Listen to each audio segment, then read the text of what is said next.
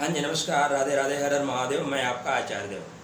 अपनी चर्चा वर्तमान में चल रही है कि आपके लग्न और राशि के अनुसार आप क्या क्या करें उपाय जिससे आप कोरोना से बच के रहें। कौन सा ऐसा समय होगा जब आप रेड जोन में होंगे? कौन सा ऐसा समय होगा जब ना चाहते हुए भी कोरोना आपका आतिथ्य ग्रहण कर लेगा या कोरोना को आप लेके आ जाएंगे? तो आज जो हम जिस लगन पे चर्चा कर रहे हैं, जिस राशि पे चर्चा कर रहे हैं, उसका राशि का नाम है कन्या लगन, कन्या राशि। बहुत एडजस्टिंग लगन है, बहुत एडजस्टिंग राशि है और मैनेजमेंट करना इनको बहुत आता है। हर चीज़ को मैनेज कर लेते हैं, दूसरों को सुख प्रदान करते हैं, खुद दुखी हो जाए बात चलेगा। हर परिस्थिति को अपने अनुकूल ढाल लेने की क्षमता होती है। बनिए वाला गुण होता है, सबको बना के रखते हैं। किसी से अलग भी होना हुआ तो झगड़ा करके नहीं अलग होते, प्रेम से अलग हो जाते हैं। तो आपका ये व्यक्तित्व का सकारात्मक बिंदु है, तो आप कोरोना से भी धीरे से अलग हो जाएंगे, ऐसी मेरी आपसे अपेक्षा है। तो आज चर्चा करेंगे कि आपके कन्या लगन और कन्या राशि वालों के लिए अभी से लेके और दिसंबर तक का समय कैसा रहेगा, कौन से समय में आपको विशेष सावधानी रखनी पड़ेगी। तो अगर वर्तमान में देखें तो आपके कुंडली के भाग्य भाव में आपके लग्नेश गोचर कर रहे हैं, भाग्य भाव के स्वामी के साथ, किंतु वहीं पे राहु भी विराजमान है, ठीक। और आपके लग्नेश केतु की सप्तम दृष्टि पे है। 15 तारीख के बाद यह सूर्य, जैसे सूर्य आपके लगन में उसमें नवम भाव में जाएंगे तो थोड़ा सा और सावधान रहने की आवश्यकता है, क्योंकि सूर्य व्ययस है। वर्तमान में आपके लिए अच्छा है, आपकी सेहत अच्छी है, पहले से आप खुश हैं, पहले से आप स्वस्थ हैं, आप परमात्मा की आराधना में लगे हुए हैं। यहाँ पे आपको भाग्य भी आपका सहारा दे रहा है। आप घर में ही रहें, सुरक्षित रहें। तो जैसे मिथुन यहाँ पे वृषभ लगन में गोचर कर रहे हैं, बहुत अच्छा है। इसके पश्चात फिर ये गोचर करेंगे आपके कर्म भाव में। तो कर्म भाव में इनका जो गोचर हो रहा है 26 मई से लेकर 3 जून तक, यहाँ पे गोचर अच्छा है। कर्मेश का कर्म भाव में गोचर, दशमेश का अपने से दसम जाके गोचर बढ़िया है। सरकार से आप सरकार के सन्निकट रहेंगे, पिता के साथ रहेंगे, पिता के भी सुख की प्राप्ति होगी। हेल्थ आपका अच्छा रहेगा, निश्चित रूप से अच्छा रहेगा। लेकिन फिर ये वक्री होके नीचे आ रहे हैं, ऊपर चढ़ रहे थे और फिसल रहे हैं। अब ये फिसल रहे हैं किसमें? आपके भाग्य भाव में। लेकिन ये फिसलना कुछ और बताता है। देखिए, आपके सेहत के लिए तो अच्छा है, आप अपना स्वास्थ्य अगर देखते हैं तो स्वास्थ्य के लिए अच्छा है, लेकिन दसम भाव का स्वामी फिसल रहा है नीचे अपने से द्वादश, मतलब आपके पिता के लिए ठीक नहीं है। तो पिता आपके कोरोनाग्रस्त हो सकते हैं। यह जो समय है पिता के विशेष ध्यान रखने का है। तो आपके पिता आपके लिए संसार हैं, जैसे आप अपने परिवार के लिए संसार हैं, तो अपने पिता का भी विशेष ध्यान रखें।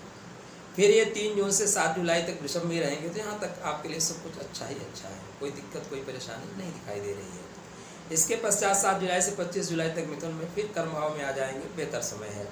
फिर 9 अगस्त तक कर्क में जाएंगे, तो लग्नेश एकादश में जा रहे हैं, लाभ ही लाभ है। इसके पश्चात 9 अगस्त से 26 अगस्त फिर ये सिंह में जा रहे हैं। यह समय निश्चित रूप से आपके तनाव लेने का है। अब अगर आप देखें तो यहाँ पे जो सूर्य देव है और बुध, जैसे आपस में इनका मिलन होगा, आपको तनाव दे देंगे। त्वचा संबंधी विकार, बेवजह हॉस्पिटल के चक्कर लगाना, बेवजह पैसे का व्यय करना या व्यय करा देंगे। तो यह समय आपके अपनी सेहत को विशेष रूप से ध्यान रखने की आवश्यकता है। आप दूसरों के लिए जीते हैं लेकिन अपने लिए नहीं जीते। कन्या लगन की एक सबसे बड़ी कमी ये भी होती है कि वो दूसरों के लिए तो करते हैं लेकिन खुद के लिए ध्यान नहीं दे पाते। परिवार के लिए, समाज के लिए, मित्रों के लिए, सबके लिए समय होता है, खुद के लिए भी समय निकालिए, क्योंकि आप हैं तो आपसे संसार है, आपसे प्रेम है, आपसे भाईचारा है, आपसे सारे रिश्ते हैं। इसलिए रिश्तों की जो मूल जड़ है ना, उसका विशेष ध्यान रखें। इसके पश्चात 26 अगस्त से 22 सितंबर कन्या में जाएंगे। ये समय आपके लिए बहुत अच्छा रहेगा। 22 सितंबर से 2 अक्टूबर तक तुला में रहेंगे, तो भाग्य भाव और धन भाव के स्वामी शुक्र के घर में रहेंगे, बहुत अच्छा रहेगा। इसके पश्चात वृश्चिक में जाएंगे, तो यहाँ पर थोड़ा सा तनाव लेना है। बंधु बांधवों के बीच में जो आप रहते हैं, रख रखाव का विशेष ध्यान रखें। इसके पश्चात फिर ये जा रहे हैं मकर में, और मकर में भी अच्छे रहेंगे। 10 दिसंबर से लेकर पूरा 29 दिसंबर तक, उसके बाद स्थिति आपकी बहुत अच्छी रहेगी। तो कुछ समय ऐसा आ रहा है जहाँ पे आपको तनाव लेने की आवश्यकता है। साथ में 16 सितंबर से लेकर 16 अक्टूबर तक का जो समय है वो भी आपके लिए तनाव लेने का है। क्यों मैं ऐसा कह रहा हूँ, उसके पीछे जो कारण है वो जानना आवश्यक है। मेरे चैनल का ज्योतिष मंजरी का उद्देश्य सिर्फ आपको मैं ज्योतिष बताऊँ ये नहीं है। मेरा उद्देश्य है कि आप सब लोग भी ज्योतिष सीखें। जानना आपके लिए इसलिए आवश्यक है कि यहाँ पे द्वादश भाव का जो स्वामी है सूर्य, वो आपके लगन पे गोचर करेगा। तो व्यय का लग्न में गोचर, लग्न का व्यय मतलब आपके शरीर का व्यय, रोग आएंगे तभी तो व्यय होगा, इसलिए विशेष ध्यान रखना है। इस समय सूर्य को प्रतिदिन जल डालें और सूर्य से संबंधित चीज़ों का दान करें। अगर आपको पता है कि आपकी कन्या लगन ही है तो एक पन्ना पहन के रखिए, सबसे अच्छा उपाय ये है। नहीं पता है, कन्या राशि देख रहे हैं, तब बुध जनित चीज़ों को आप धारण करिए। हरा कपड़ा पहन सकते हैं, पालक खाइए, हाँ गणपति दक्ष का पाठ करिए, बुध के मंत्रों का पाठ करिए, 20 मंत्रों का, अच्छा रहेगा आपके लिए। इसके साथ साथ आपके कुंडली में मंगल जो है वो भी अकारक है। मंगल अष्टमेश है, मृत्यु के स्वामी है, आयु के स्वामी है। एक्चुअली मृत्यु का स्वामी ना कहें, आयु का स्वामी कहें। अष्टमेश जब आपके लगन पे गोचर करेंगे आपको तनाव देंगे, आपकी आयु को भी बढ़ाएंगे। ऐसा नहीं कि आपकी आयु को खत्म कर देंगे।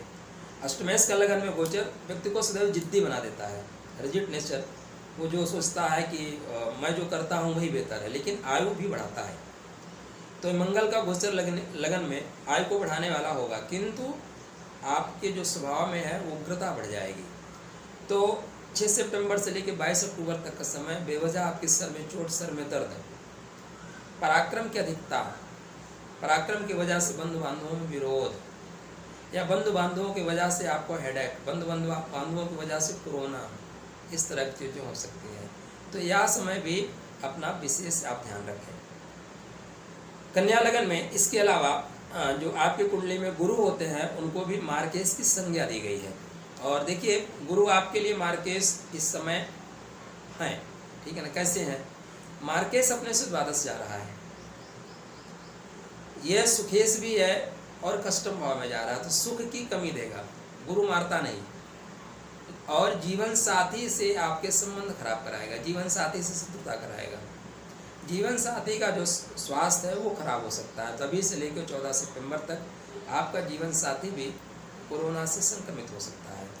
अपने साथ साथ आपका जो संसार है, उस संसार में बसने वाले लोग हैं, उनका भी विशेष ध्यान रखें। आपके पंचमेश शनि खष्टमेश भी है, लेकिन उनका पूरा गोचर पंचम भाव में ही हो रहा है, इसलिए आपके लिए अच्छा है।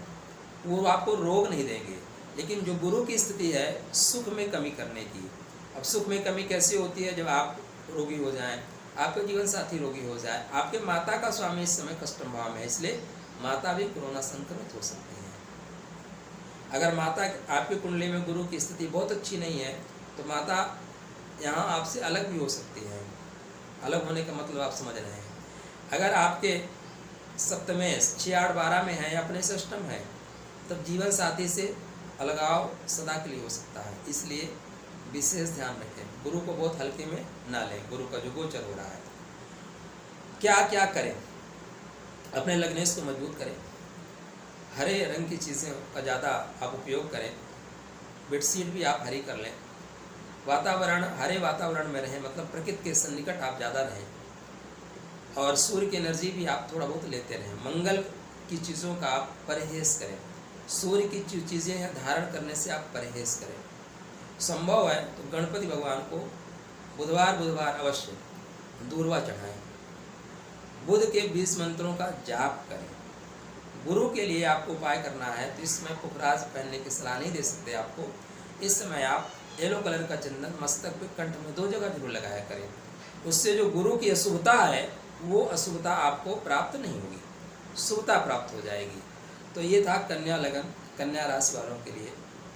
अभी से लेके 29 दिसंबर तक का लेखा जोखा, आशा नहीं पूर्ण विश्वास है कि आप इन चीज़ों को ध्यान रखेंगे और कोरोना से खुद बचेंगे और अपने परिवार को बचाएंगे। क्योंकि सरकार की नज़र में आप एक संख्या हो सकते हैं, अपने परिवार की नज़र में संपूर्ण संसार है, और काया राखे धर्म है।